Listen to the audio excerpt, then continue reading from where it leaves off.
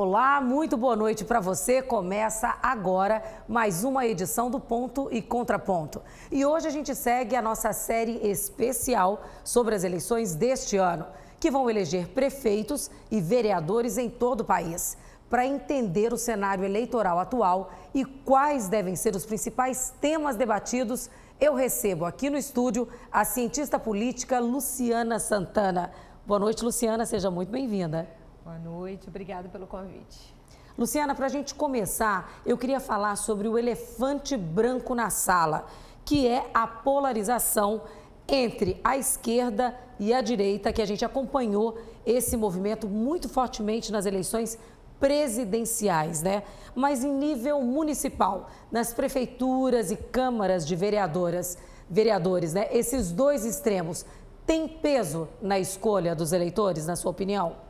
Bom, esse processo de polarização política não é novo no Brasil, né? Existe uma diferença que aí começa efetivamente ali a partir de 2018, que é que a polarização que existia em termos partidários e que no âmbito nacional era uma disputa entre PT e PSDB, né? A partir da eleição de 2018 se tornou uma polarização mais personalizada em torno de duas lideranças políticas, né? Então as pessoas passaram a se identificar, né, com essas lideranças e, claro, né, dos dois espectros ideológicos, né, esquerda e direita, né?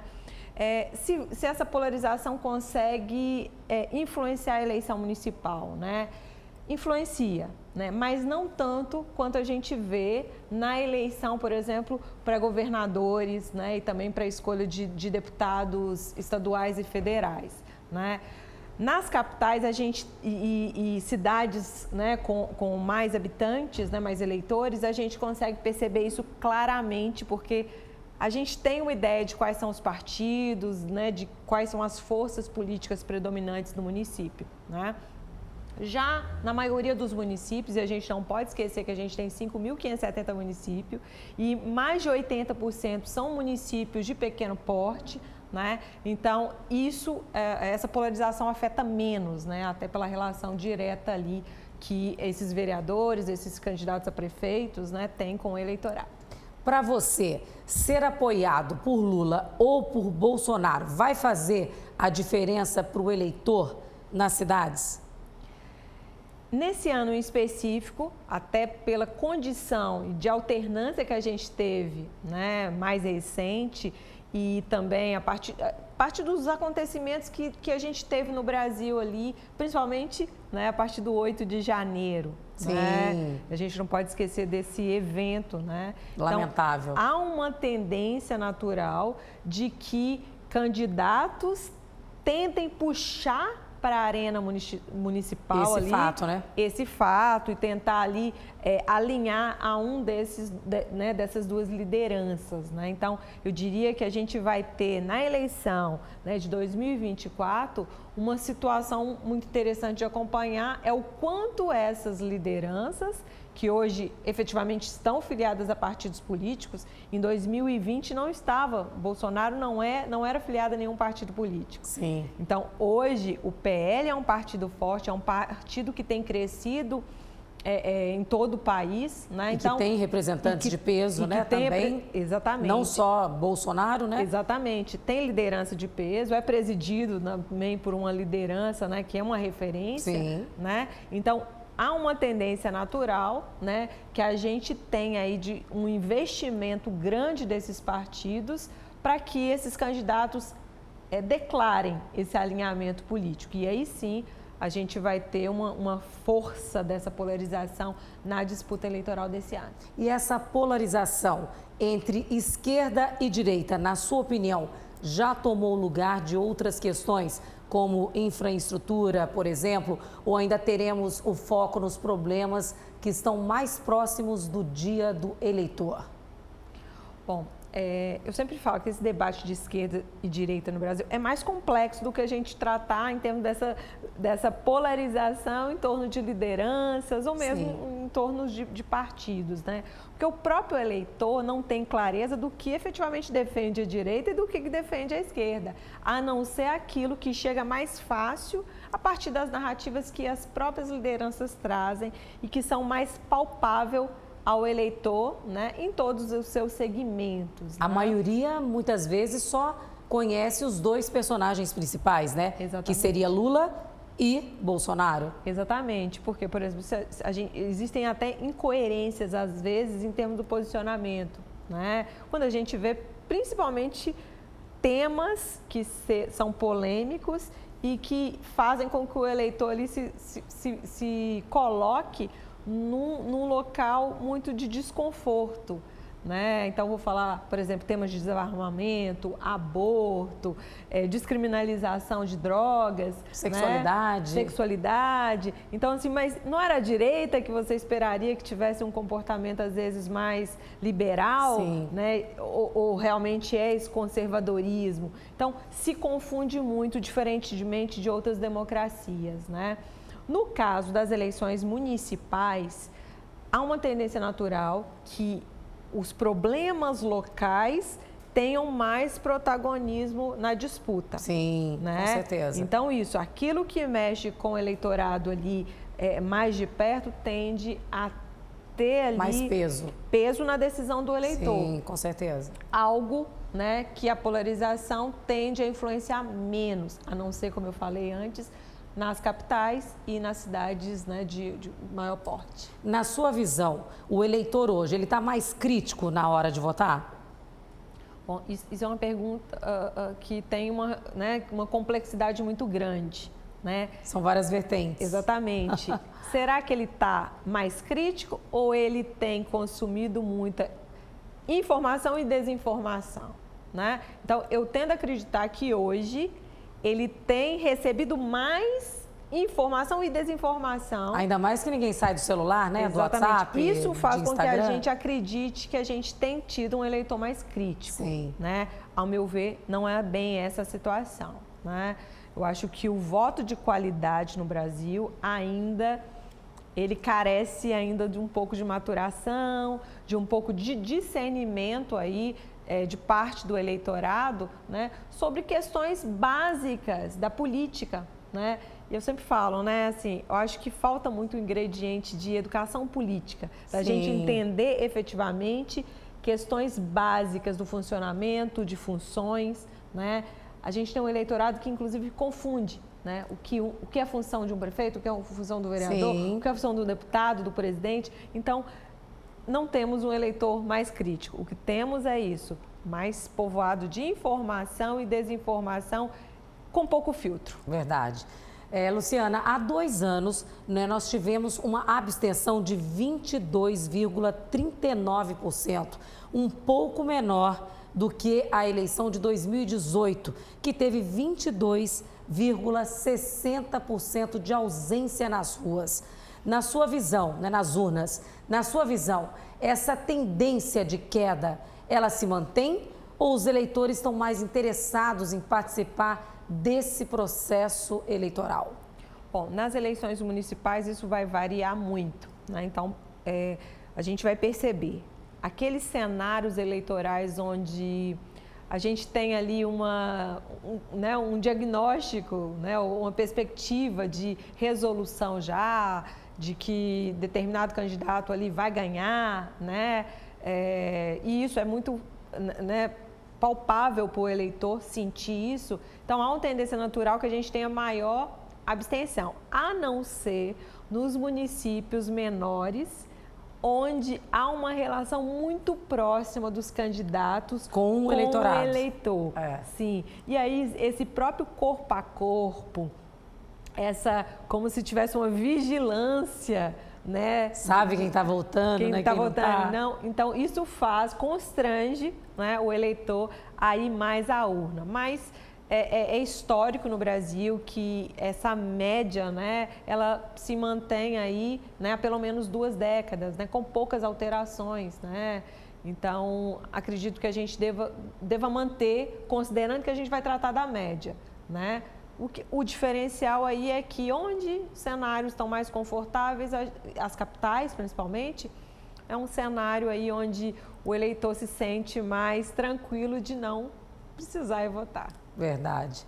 A disputa desse ano ainda está se desenhando, mas já temos meio que uma definição sobre a principal disputa em Maceió, né? Que tem de um lado o prefeito JHC tentando a reeleição e do outro o Rafael Brito, que já foi anunciado pelo MDB como pré-candidato da capital. Como é que você analisa esse cenário dessa disputa dessas duas principais candidaturas?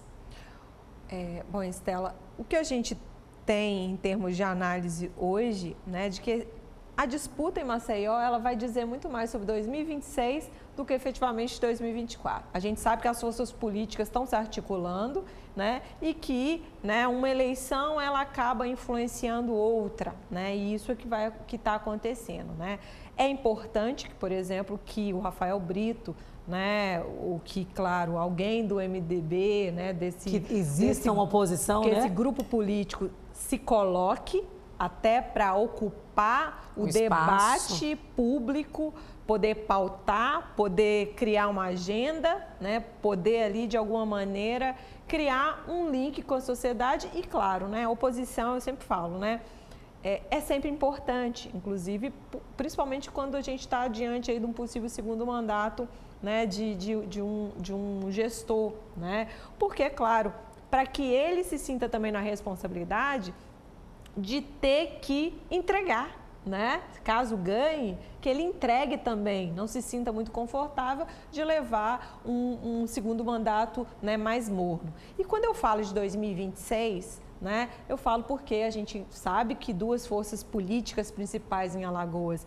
disputam territorialmente o poder no estado e ter apoio na capital é extremamente importante e necessário. Com certeza. Né? Para que chegue em 2022 com nomes possíveis ali de garantir uma competição política que tenha ali realmente um ganho para o eleitor e para o Estado. Né? Então, acho que isso vai ser positivo para Maceió e esses nomes a gente vai ter que aguardar para ver como vai se dar efetivamente na arena eleitoral. E os fatos que podem acontecer também durante, né, a campanha, não é isso? Exatamente, né? Ao longo da campanha a gente vai ter que entender, né, que tipo de papel, né, o Rafael Brito fará enquanto oposição, porque também não adianta só colocar o nome, tem que ter conteúdo, tem que também verificar quais são as lacunas no opositor e tentar colocar isso de forma mais pública. Então, eu acredito que a gente vai ter, apesar de não ter sido esse o prognóstico lá atrás, né, a gente vai ter uma eleição interessante nesse sentido, de ter um interlocutor ali em relação aí ao atual prefeito. E os demais partidos também vêm se movimentando para apresentar candidatos, né? O PT, por exemplo, já anunciou Ricardo Barbosa. Como é que deve ficar o apoio do Lula nesse caso? Ele pode ser que a gente veja Lula em dois palanques, do próprio PT e também do MDB? É possível e acredito que Maceió não vai ser uma exceção. Acho que a gente vai ter isso aí vai acontecer no Brasil inteiro. Várias situações, né? Principalmente dos partidos que hoje estão ali aliados ao presidente, né? Que tem esse alinhamento, né? O que talvez a gente não veja é um presidente que, por exemplo, venha para o palanque aqui e que fique, né, ali, ligado a um só. Ligado a apenas um. Né? Eu acho que ele vai gravar para os dois, ele vai dar o apoio necessário, mas não vai tentar interferir, até porque, né, essas outras candidaturas que a gente sabe que hoje tem menos chances, né? Hoje tem menos chances de ir para o segundo turno ou de ganhar as eleições, que tem outros objetivos que não apenas, né, ganhar para prefeito. Né? A gente tem uma eleição proporcional também ao mesmo tempo. Então, ter essas lideranças, esses partidos disputando, contribui ali para que a gente possa ter, né, mais vereadores ou vereadoras, né, candidatos com chance de chegar aí a esses espaços, né? E você acredita que nós teremos grandes mudanças na Câmara de Vereadores aqui na capital? Bom, a gente já vai ter uma mudança natural com o aumento de cadeiras, né, em disputa, né? Sim. Então a gente tem esse aumento, isso vai propiciar aí que a gente tenha talvez uma maior oposição, coisa que a gente hoje vê pouco. Vai passar, né? de quanto para quanto? Né? Hoje a gente vai passar a ter 27. Perfeito. Né? E isso vai fazer com que a gente tenha talvez uma Câmara mais heterogênea politicamente, tendo em vista o papel que Rafael Brito fará, que Ricardo Barbosa fará, né, que são hoje partidos que estão na oposição ali ao JHC. Né, e se tiver segundo turno, alianças podem acontecer também, né? Além disso, né, caso a eleição vá para o segundo turno, que seria ótimo também para o eleitor, claro, principalmente. Com certeza. Né?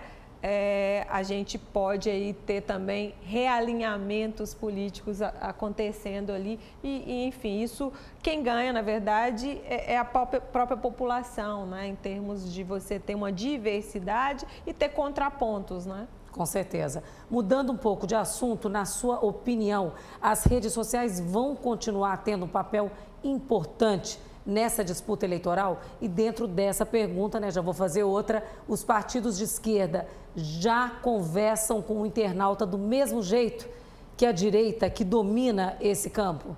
Bom, de forma geral, acho que não é um caminho sem volta. As redes sociais já têm influência muito grande nas eleições. Na vida da gente, né? Exatamente. Talvez e nas eleições também. Também. Talvez a grande dificuldade que acho que a gente ainda não resolveu é como tentar filtrar a desinformação que vem junto nesse processo. Perfeito. Né? Então, acho que vai influenciar. Sobre a esquerda, né, conseguir né, adentrar também um discurso nas redes sociais tão exitoso quanto a direita. Né? Acho que há um espaço para que ele consiga crescer, mas a gente sabe que ainda são ferramentas ainda pouco apropriadas para a militância, para a base, né, de esquerda. Né? Tem melhorado assim, sensivelmente em relação ao que a gente tinha, principalmente lá em 2018, né? Mas eu não sei em que medida que a gente pode dizer que isso de forma mais ampla. Agora, se vai definir a eleição as redes sociais, é muito diverso numa eleição municipal, onde outros elementos efetivamente contam até mais. Para a gente encerrar, como é que você definiria as eleições desse ano? Essa disputa promete ser acirrada? O que você acha? Em Maceió, a gente realmente, como eu falei, a gente tinha tudo para ter uma eleição muito morna. Há um ano atrás, um ano e meio, se me perguntasse, eu falei, não, a gente deve ter uma reeleição super tranquila tudo tranquilo. Agora a gente tudo definido, né? Exatamente. A gente deve ter uma eleição mais interessante do ponto de vista do debate com o eleitorado. Sim. Né? Talvez não tão acirrada no sentido de que os dois terão ali o mesmo nível de competitividade, né? Até porque talvez um erro da oposição foi demorar muito de definir o seu candidato, mas eu acho que a gente terá uma disputa interessante, uma disputa que tem potencial de levar aí até um segundo turno. O importante é o eleitor se informar, né, Luciana?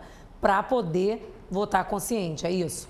Isso eu acho que é o princípio básico, né? Eu acho que a informação, e aí aquilo que eu falei... Por isso que a gente está aqui hoje, né? Batendo esse papo, exatamente. Inclusive. A questão da informação é extremamente importante, né? E aí, um filtro em termos de você tentar deixar de lado a desinformação e ver aquilo que é essencial, aquilo que efetivamente afeta, né, minha vida enquanto cidadão, é o grande diferencial. Maravilha. Luciana, super obrigada pela sua participação aqui no nosso Ponto e Contraponto. Eu que agradeço o convite. E para você de casa, gratidão pela sua audiência mais uma vez. Para rever esse e outros programas, é só acessar o nosso canal no YouTube, TV Ponta Verde SBT. Tenha uma ótima noite, um bom início de semana e até o próximo sábado, à 1 da tarde, com agenda e às 7h30 da noite, aqui no PCP. Tchau, tchau.